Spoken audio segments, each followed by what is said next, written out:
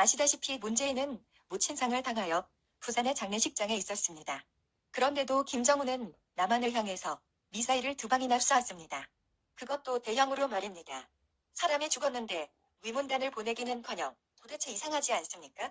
문재인은 북한에 대해 역대급으로 충성하고 있는 인물입니다. 김영삼과 김대중, 노무현을 뛰어넘을 정도로 과도한 충성심을 보이고 있는데 한마디로 해달라는 대로 다 해주고 있습니다. 오죽하면 문재인과 김정은은 운명 공동체다, 간첩일 수도 있다, 라고 일본 잡지에서까지 떠들 정도이겠습니까? 하지만 김정일은 문재인을 향해 시도 때도 없이 미사일을 쏴댑니다. 아니, 정확히 말하면 꼭 무슨 일이 있을 때마다 쏜다. 가 정답입니다. 김정일이 미사일을 쏘는 괴이한 이유와 대한민국이 비정상국가로 미쳐가는 이유에 대해 알아보겠습니다.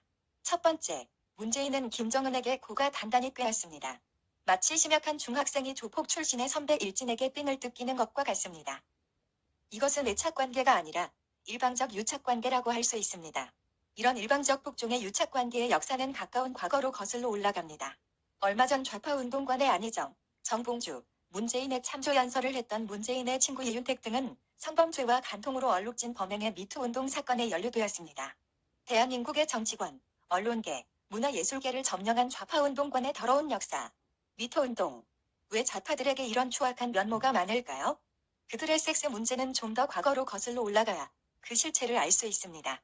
1980년대의 대학가 운동권들은 4.19 폭동을 배후 조종했던 김일성의 지령에 따라 남한에서 다양한 형태의 시위에 가담합니다.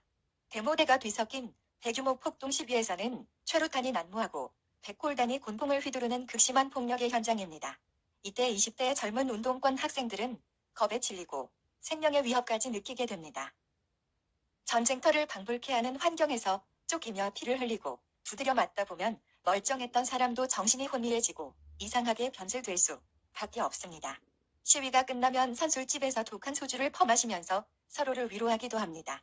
운동권 두목들은 경찰 체포조들을 피해서 여러 군데의 골방이나 여인숙 같은 곳에 시위대를 밀어넣어서 남야 혼숙을 시킵니다. 이것은 김일성의 지령에 따라 움직이는 것이며 흔히 떼시비라고 불리우는 혼숙 혼창에 일어납니다. 잘생긴 남자 선배의 선동에 이끌려 아무 생각 없이 따라왔다가 온몸이 만신창이가 되는 예쁜 여학생들도 많았습니다. 성행위를 거부하면 비밀 조직이 폭로될까봐 죽임을 당할 수도 있습니다. 하지만 대부분 시위 중에 겪은 극심한 스트레스를 이겨내려고 떼십에 참여합니다. 극심한 폭력에 시달리고 나면 남녀 불문하고 성욕이 불같이 일어나는 데다가 떼십줄도 수령님의 과업이라고 유혹하면 대부분 쉽게 넘어갑니다. 전쟁 중에 군인들에 의해 여자들이 강간을 많이 당하는 것과 같은 이치입니다. 소수의 여학생들은 죽기 싫어서 암묵적으로 동의를 하는데도 운동권 남자들은 여성은 다루기 쉬운 수단, 프롤레타리아 혁명의 도구, 라는 식의 왜곡된 성문화와 성인식을 갖게 되는 것입니다. 하지만 남녀 시위대를 상문제로 엮어서 간첩으로 포섭하는 김일성의 대남 공작은 의외로 잘 먹혀 들어갔습니다. 북한 땅에서는 이미 기쁨조를 통해 당간부들을 자기 편으로 끌어들이는데 성공한 수단이었습니다. 꽃 먹고 알 먹는 것입니다. 김일성이 죽자 그의 아들인 김정일도 동일한 방법을 이용해서 대남 공작을 시도합니다. 김대중이가 대규모 기업 사장단과 언론인 사장단들을 이끌고 방북했을 때도 이 대책을 썼습니다. 최고의 미인계입니다. 북한이 남한보다 공작과 선동은 한 수위입니다. 김정일은 김대중 사장단이 방북하기 이전에 미리 전국에서 3,000명의 기쁨조를 뽑고 그 중에서 500명의 가임 여성을 고르고 또 골라냅니다. 그 여성들에게는 남자에게 고도의 만족감을 주는 성행위와 재위를 가르치고 섹스 전사로 훈련시킵니다. 김대중이 이끈 수백 명의 방북단이 평양에 도착하자 김정일은 그들을 능라도에 가두어 놓고 경기장 공연을 보여주거나 주변의 골프장과 북한 최고의 위락시설들을 관람케 합니다. 주지웅님의 호텔 식사를 마치고 저녁에 방북단들이 각자의 호텔방으로 돌아가면 붉은 원피스의 내부에 아무것도 걸치지 않은 거의 알몸 상태의 묘령의 젊은 여인이 침대에 앉아서 기다립니다. 20대의 풋풋하고 아리따운 여성이 제발 도와주시라요. 저는 이 방에서 그냥 나가면 죽습니다. 라고 통사정하는데 넘어가지 않을 남자 없습니다. 실제로 성행위를 거부하면 비밀 유지를 위해 죽일 수도 있었을 겁니다.